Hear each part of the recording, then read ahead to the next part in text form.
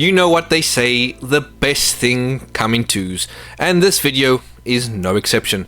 That's right, we're diving into part 2 of my platinum journey, covering even more games, more trophies, and, of course, more stories of triumph, frustration, and grindy nightmares. Now, if you're wondering why the numbers seem to jump, don't worry, I covered those missing platinums at the end of part 1, so be sure to check that out if you haven't already.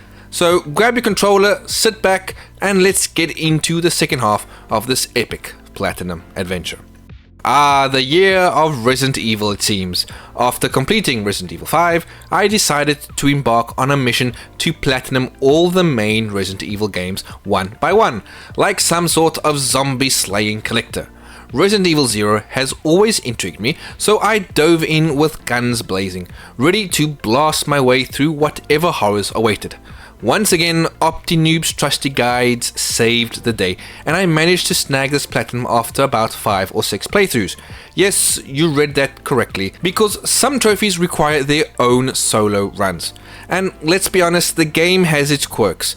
I highly recommend using a guide, especially since the classic item box is nowhere to be found. Instead, you're stuck with a system where you can either drop items or pass them off to your partner, which, let's just say, takes a bit of getting used to. Oh, and the fixed camera angles and tank controls, they'll have you inching around corners like you're preparing to face a jumpscare from the other side. Good luck with that. Raging in the Streets has never felt this good, a vibrant and action-packed beat-em-up that's as addictive as it is satisfying. While multiple playthroughs are required, the sheer joy of diving back in and chasing those insane combo streaks makes it worth it. The trophy list, an absolute blast. Well, almost. Trophies like achieving an S rank on all levels provide a challenging thrill that keeps you sharp. But then there's that trophy, grinding out a whopping 5 million lifetime score. It's the gaming equivalent of hitting a brick wall, forcing you to replay the same levels endlessly until the fun gets sucked right out of the experience. All in all, a fantastic game with a glaring grinding flaw. I dedicated an entire video to this platinum trophy, link over here, but here's a TLDR. This game is a grindy, RNG-filled nightmare. Add in online trophies for a game that's practically dead, yes, no one's playing it anymore, and it becomes a real test of patience. To get those elusive online trophies, I scoured the internet to find 3 other players willing to help me out, because let's face it, these are impossible to achieve solo. The grind was relentless, and the RNG towards the end was soul-crushing. That said, it's still one of my proudest platinum trophies ever.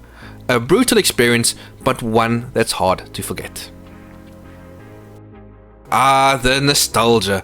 I played the first Space Marine way back on my PS3, but I quickly abandoned it after glancing at the absolute bonkers trophy list. Thankfully, Space Marine 2 dialed things down a notch. Well, sort of. Entered that trophy, 41,000 kills. Yes, you heard that right. Purging heretics takes time, but this grind will also purge countless hours from your life. Without it, the game is a brilliantly paced, action-packed adventure that doesn't overstay its welcome. With it, well, let's just say the Emperor is testing your patience. So, brothers, have faith in the Emperor, stay steadfast, and he shall guide you to this platinum glory. Purge away. What starts as an innocent-looking dating simulator quickly spirals into something much darker, leaving you shocked, confused, and maybe even questioning reality. The platinum is surprisingly quick, under 4 hours with a guide, but trust me, you will need that guide. Certain dialogue choices and scenarios are key to unlocking specific trophies, and missing them can leave you scratching your head. While the game has been heavily memed, don't let that fool you. It's an unsettling experience that's definitely not for the little ones. Seriously, keep this one far away from family game night.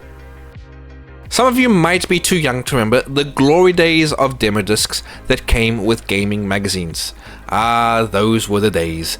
That's where I first got a taste of this gem. Fast forward 20 plus years, and Tumba is finally available digitally on PSN. Like a kid in a candy shop, or maybe a fat kid in a sweet shop, I was that hyped. I dove in head first. Prepare yourself for one wild adventure. This game is packed with twists, turns, and yes, a lot of backtracking. Essentially, it's one massive fetch quest, and by the end, you'll almost certainly need a guide to figure out what's next and where to go. Still, Tomba is a fantastic nostalgia trip and one of the most renowned niche games ever made. If you've got a soft spot for the classics, this one's worth every second. This is a must play and must platinum for anyone, especially if you've grown up with PlayStation consoles from the very beginning. It's fan service done right, with incredible gameplay, stunning visuals, and a charm that hits all the nostalgic feels. One of the best platformers I've played in years, hands down. Believe the hype, because this game absolutely delivers on every front. If you're a trophy hunter or just love phenomenal gaming experiences, don't sleep on this one. I waited an entire year for the Champion of Light to finally get a physical release. Some called me a madman, others swore it would never happen, but I held on to hope, and my patience was rewarded with a glorious physical copy in my hand. This is a slow burn thriller that'll make you think twice about hiking in the dark. The visuals are stunning, and the gameplay feels impactful and weighty.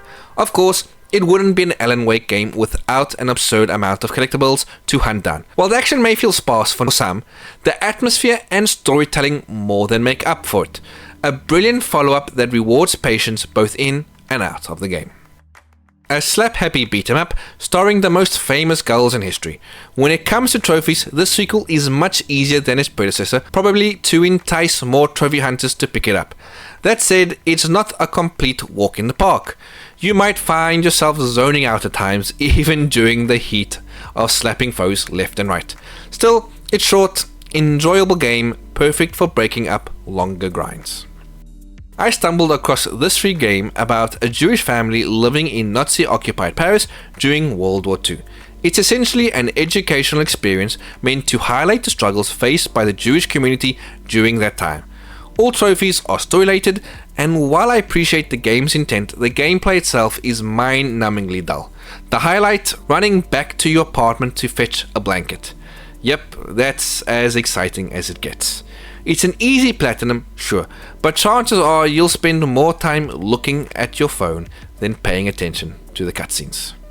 And that's a wrap on part 2 of my platinum adventure. From grinding nightmares to epic triumphs, it's been one heck of a ride. If you've enjoyed this journey, be sure to hit that like button, subscribe, and let me know which platinum you're most proud of in the comments.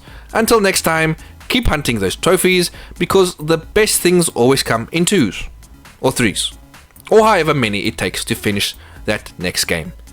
Thanks again for watching. PTR out. See you all next time.